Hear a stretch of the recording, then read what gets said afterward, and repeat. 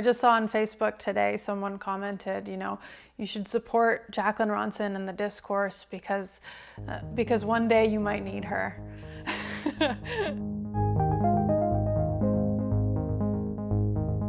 Hi, I'm Jacqueline Ronson, and I'm a reporter with the Discourse Cowichan. I decided to move to the Cowichan Valley with my partner from the Yukon.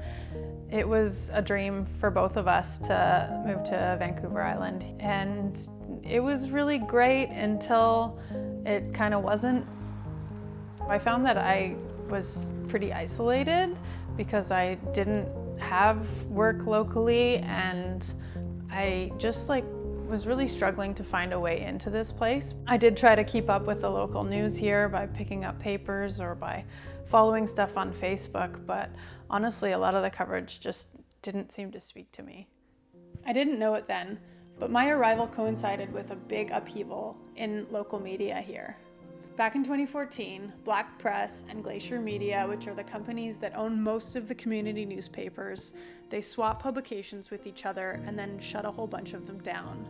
And that included the local Cowichan News Leader Pictorial. Now, all of the papers covering the Cowichan region belong to Black Press, including the Cowichan Valley Citizen, the Lake Cowichan Gazette, and the Ladysmith Chemainus Chronicle. Why does that matter? Because local governments are less efficient and more susceptible to corruption when newspapers disappear. On top of that, people are less engaged and less connected to their communities. So when I look back, it's not all that surprising that I felt lonely when I first got here. I heard about this company, The Discourse, that was looking for journalists who don't live in big cities to provide in-depth local news coverage where they live. So I applied, and they ended up hiring me, and they said, go out to your community and ask them what kind of news they need, what stories need to be told. So I did, and pretty much immediately a story came to me. There was a community member, and she was in this fight against the Vancouver Island motorsports circuit, and she was telling me that the local newspaper wouldn't say anything critical because they were advertising in the local paper. And honestly, I found that completely impossible to believe. And that was until I started actually looking into it. I dug through the newspaper archives and looked at advertising patterns, and I ultimately found strong evidence that it was actually true that advertisers were influencing the coverage in the paper. After our reporting, the local papers actually started covering the issue again. And since then, there's been a whole bunch of times where a huge number of people in the community have come out to have a say on this issue. And I feel like our reporting actually contributed to that. For me, the experience really drives home that local news is so important for the health of local communities. So a lot of people reach out to me and tell me, this work is really important. You have to keep doing it because we need someone like you to hold people to account. The other thing I hear all the time is that my work is connecting people and building community. And I believe that because that's been my personal experience through listening to people and hearing their stories and telling their stories.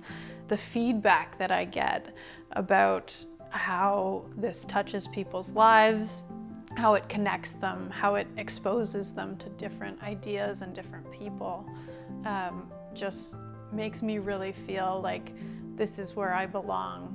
One example that comes to mind is the story of a teen from Cowichan tribes who wrote this beautiful essay on the subject of home, and she won a writing prize for it. And I felt just really privileged to be able to lift up her voice and share it with the world. My colleagues and I have also been digging into this really neat local history stuff, and it's so cool to see how people are connecting with that and sharing it. We've also been hosting actual events to get people together and have people connect in ways that they otherwise wouldn't. It's really amazing to me when I think of what we've been able to build here with the Discourse Cowichan in just a couple years. All across Canada, newspapers are shutting down. In-depth local news is basically extinct. And here we're building something that's actually doing that. That's not just filling in gaps of what was left behind with newspaper closures, but is actually trying to do better. What makes this possible is that community members are stepping up and making financial contributions to keep this going. The Discourse wants to be funded primarily by our audience. We want to be accountable to the people in our communities and not to anybody else. I keep doing this because there's a community of supporters who keeps telling me that we need this in the Cowichan Valley and it has to continue.